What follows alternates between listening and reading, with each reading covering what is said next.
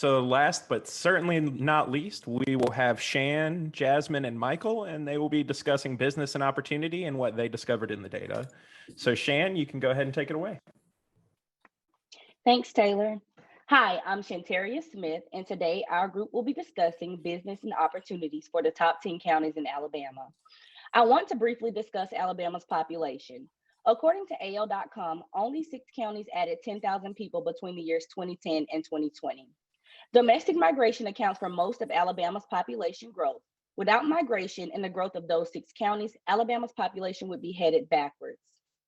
We use data from census.gov to analyze the years 2010, 2015, and 2019.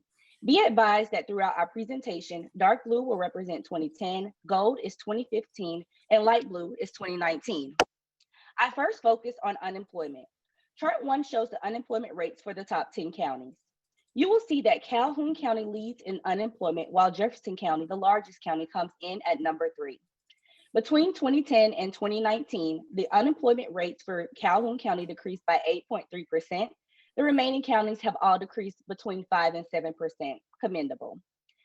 To continue to see improvements in unemployment rates across the state, we must ensure that our citizens are educated so that they will have the skills needed to be productive. When you look at the chart titled Less Than High School Education by County and Year, it shows the top 5 counties from the previous chart. As you can see on the far left, in 2010, Calhoun County was estimated to have had 12,000 people with less than a high school education. It only decreased by 4,000 people between 2010 and 2019. To the far right, you'll see Morgan County with a decrease of 5,000. Jefferson County decreased approximately 33%, while Mobile County has decreased approximately 19%. Calhoun County has the lowest estimate of those with less than a high school education, but the rate compared to the estimated total population in that area is higher. It can be argued that the high rate of those with less than a high school education contributes to the high rate of unemployment in that area. Starting cooperative education programs in these areas would be beneficial. Co-ops encourage graduates to not only complete high school, but they help promote maturity and develop much needed interpersonal skills.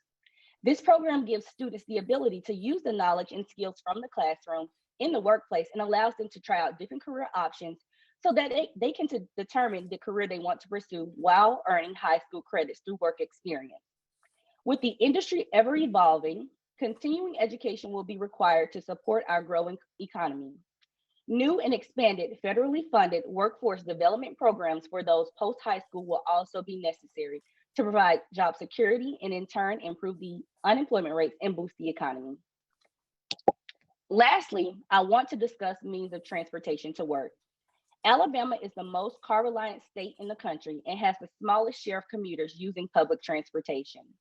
The data gathered from the ACS 2019 5-year estimates show that only 0.003% of the state's workers use public transportation. If you look at the pie chart, you will see the estimated total of those who have no vehicle. If you are one of those without access to a vehicle, you may rely heavily on public transportation. Alabama is one of only 5 states that does not provide any state money for public transportation. This makes it hard for many people in poverty. On the chart titled Means of Transportation by County, you will see a few examples of transport options for those without vehicles. Walkers are represented in gold and bus riders in blue. There are more walkers than bus riders, and I'm sure this is optional for some, but not all. Transportation is not only needed to obtain and keep employment, but also for many other basic needs. Funding transportation will ensure that those seeking employment and job training programs have the reliable means to get there. I will now be passing it to Jasmine. Thanks, Shantaria. Hello, I am Jasmine Powell, and I'm going to be talking about how the job industries have changed over the years 2010, 15, and 19.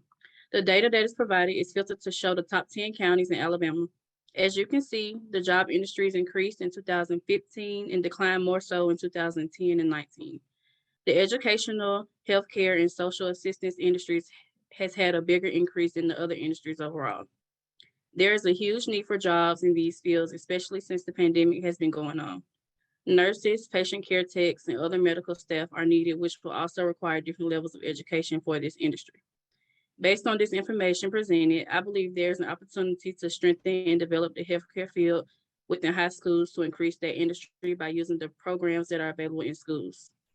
This will provide some of the students early access to becoming a certified nursing assistant by the time they graduate and to go on to earn college credits towards retaining a nursing degree if they choose to do so.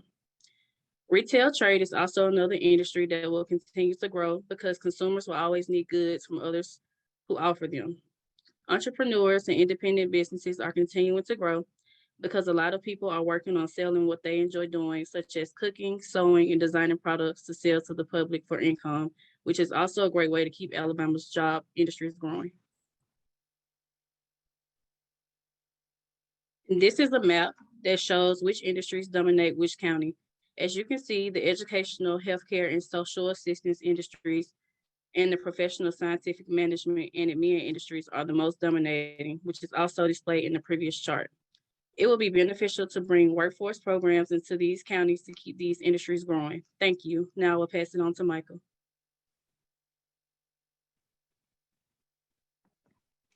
Thank you, Jasmine. Hello, my name is Michael Moore. It was a pleasure to meet each of you. With the graphics I'm presenting, I will display how salary dynamics have impacted the top 10 Alabama counties regarding business opportunities. The first chart reflects the average income for the top 10 counties in Alabama for the time frame indicated. Now, over the years, you see a shift in the ranking by county. For example, Madison County had the #1 ranking in 2010 with an average income of $38,000. In 2015, Shelby County assumed the #1 position of rank with an average income of $42,000. Also, Shelby County maintained the #1 rank in 2019. Throughout the time frame, we see a shift in county rankings. Now, from my research and analysis, the shift in ranking can be attributed to the following: the Alabama Department of Commerce campaign promoting rural Alabama for business ventures of all types and sizes. Alabama offers a variety of tax incentives that are attracted to new and existing businesses looking to expand their operations within the state. Now, some major tax incentives available for existing and potential business customers are premium site locations, optimum incentive packages, investment credits, and job credits. Also, low sales and income tax rates, affordable utilities, and an extremely low cost of living make it easy for businesses of all kinds to keep more of their hard-earned money and to accommodate minimum wage rate increases so badly needed. Now, finally, with this analysis, more than 40% of Alabama's population increase was due to net migration, a positive reflection that the state's attractiveness as a place to live and work is prominent. The second chart reflects the various income levels by percent of population for the top 10 counties. The ranking is based upon the highest percent of population with various income levels. Please note that the average income being the highest, the 35 to 49,000, supports the analysis of the average income base previously displayed in my first chart. Now, over the years, we see a decrease in low income levels and an increase in high income levels. The decrease and positive increase in income levels can be attributed to a more educated workforce discussed earlier in the presentation. Also, although the median income level decreased in 2019, we see an increase in other high income levels. Now, our final chart reflects the salary level by gender. Again, we see the decrease in lower income levels and a positive increase in the higher income levels. More males in higher income levels than females.